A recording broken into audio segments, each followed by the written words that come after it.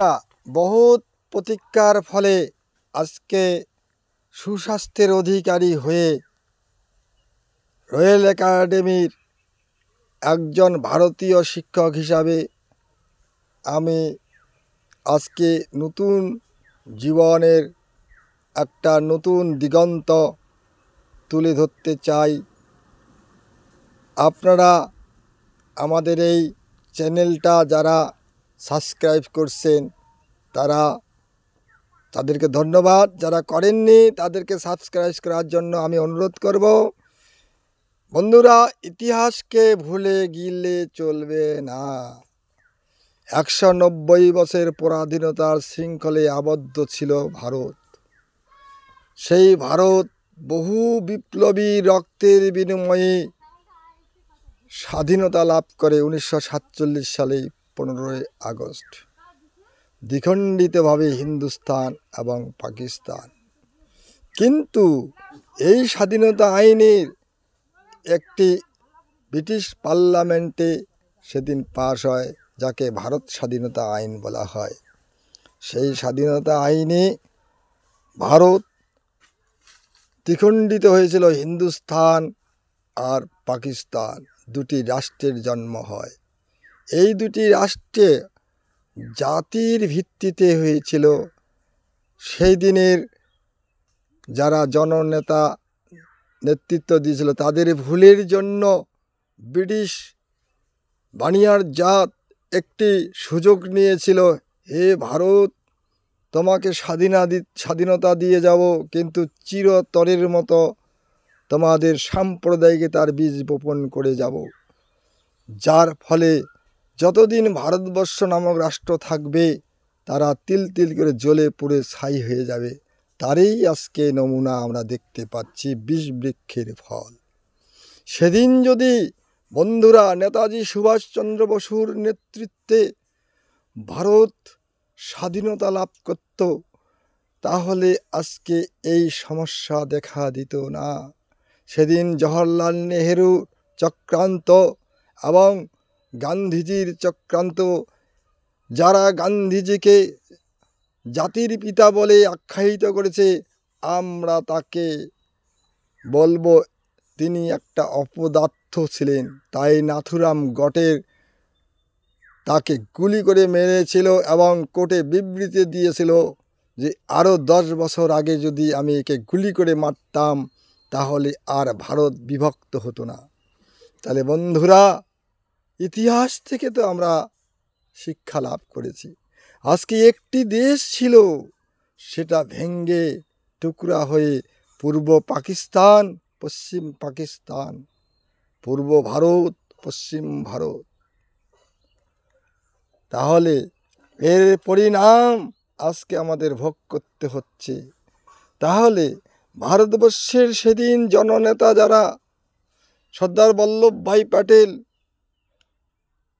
জওহরলাল নেহরু কি করে রাষ্ট্র চালাবে, কি করে রাষ্ট্রের জন্ম হবে, কি করে রাষ্ট্রীয় সংবিধান, রাষ্ট্রীয় পতাকা তৈরি হবে, যখন সমস্যায় পড়েছিল, সেদিন তারা কুচবিহারী মহারাজা জগদ্দীপেন্দ্র নারায়ণের কাছে এসে করজোড়ে হাঁটু গেড়ে পাতে এবং ভিক্ষা প্রার্থী হয়েছিল যে হে মহামহিম মহারাজা, সর্বকালের শ্রেষ্ঠ মহারাজা জগদ্দীপেন্দ্র নারায়ণ বাহাদুর, আপনি একমাত্র আমাদের সমস্যা সমাধান করতে পারেন। যে ভারতবর্ষ 190 বছরে ব্রিটিশ শাসনে বিধ্বংস হয়ে গেছিল, সেই ভারতবর্ষ আবার যুক্তরাষ্ট্রের পরিকাঠামো লাভ করবে, ভারত সভায় শ্রেষ্ঠ আসন লাভ করবে। তাই কবির ভাষা দ্বিজেন্দ্রলাল বলেছিল, বলো বলো বলো সবই শতবি নাবে নুরবে, ভারত আবার জগৎ সভায় শ্রেষ্ঠ আসন লবে, ধর্মে মহান হবে, কর্মে মহান হবে, নবদিন মণি উদিবে আবার পুরাতনে পূর্বে। হে মহারাজা, আপনি এবং আপনার প্রজা সবাই মিলে যদি ভারতের সঙ্গে সংযুক্ত হন, তাহলে এই ভারতবর্ষে আবার জগৎ সভা অর্থাৎ রাষ্ট্রের সঙ্গে রাষ্ট্রের মর্যাদা পাবে। সেই ভারতবর্ষ আজকে আকাশে বাতাসে তিরঙ্গা পতাকা উড়িয়ে চলছে এবং ভারত পৃথিবীর শ্রেষ্ঠতম শক্তিধর দেশ হিসাবে পরিগণিত হয়েছে কার দৌলতে? কোচবিহারবাসীকে আজকে ৭৬ বছর থেকে বঞ্চনা স্বীকার করে রেখেছে।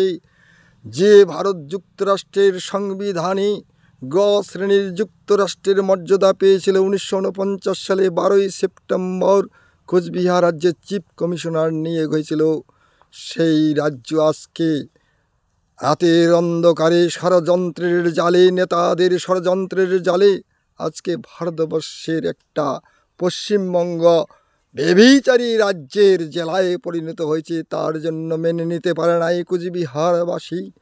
তাই তো তারা আজও লড়াই করছে কোচবিহারি পাবলিক সোশ্যালিস্ট পার্টির নেতৃত্বে আইনি লড়াই।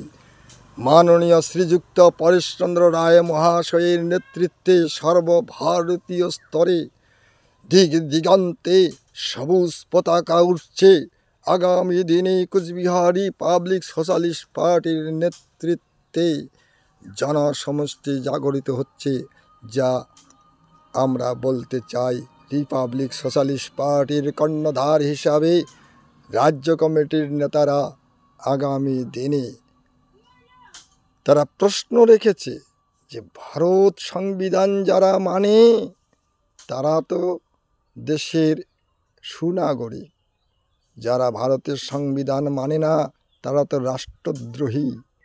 তাহলে প্রশ্ন হইল, আজকে ভারতের কর্ণধার যারা প্রধানমন্ত্রী, স্বরাষ্ট্রমন্ত্রী, কেন্দ্রীয় মন্ত্রণালয়, আজকে ভারত যুক্তরাষ্ট্রের পরিকাঠামো থাকা সত্ত্বেও কেন এখন পর্যন্ত কোচবিহারবাসীকে বঞ্চনার শিকার করে রেখেছে? একটা অঙ্গরাজ্যের একটা জেলা হিসাবে পরিগণিত হচ্ছে,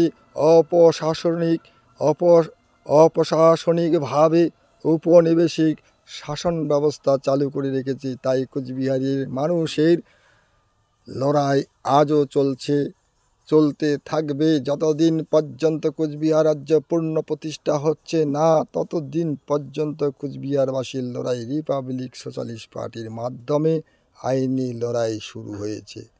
আগামী দিনে নির্বাচন কমিশনের বিরুদ্ধে মামলা দায়ের করতে চলছে কোচবিহার রিপাবলিক সোশ্যালিস্ট পার্টির নেতৃবৃন্দ। কারণ নির্বাচন কমিশন অবৈধ অসাংবিধানিকভাবে কি করে একটা রাজ্যের মর্যাদাপ্রাপ্ত সংবিধানে সেখানে অন্য রাজ্যের ভোট চালু করে রেখেছে, তার প্রতিবাদে কোচবিহারবাসী ঐক্যবদ্ধ হচ্ছে কোচবিহার রিপাবলিক সোশ্যালিস্ট পার্টির ব্যানারের তলে। ধন্যবাদ বন্ধুরা, আজকে আমি এই এপিসোড আপনাদের সামনে তুলে ধরলাম। আপনারা যারা এই রাজনৈতিক প্রেক্ষাপটে এই এপিসোড তুলে ধরলাম, ভারতবর্ষ তার নিজস্ব দেশের মানুষকে বঞ্চনার শিকার করেছে, আর আগামী দিনে কি করে তারা বিশ্ববাসীর শান্তি প্রতিষ্ঠা করবে, তাই প্রশ্ন আকারে আজকের এই একাডেমির এই ক্যাসেটটি তুলে ধরলাম।